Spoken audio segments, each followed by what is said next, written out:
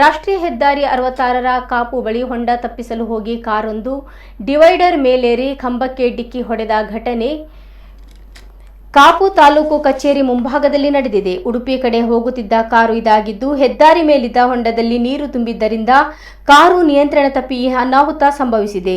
ಡಿಕ್ಕಿಯ ರಭಸಕ್ಕೆ ವಿದ್ಯುತ್ ಕಂಬ ತುಂಡಾಗಿ ರಸ್ತೆಗೆ ಬಿದ್ದಿದ್ದು, ಕಾರು ಚಲಾಯಿಸುತ್ತಿದ್ದ ಮಹಿಳೆ ಅಪಾಯದಿಂದ ಪಾರಾಗಿದ್ದಾರೆ. ಕಾಪು ಪೊಲೀಸರು ಸ್ಥಳಕ್ಕೆ ಭೇಟಿ ನೀಡಿ ಪರಿಶೀಲನೆ ನಡೆಸಿದ್ದಾರೆ.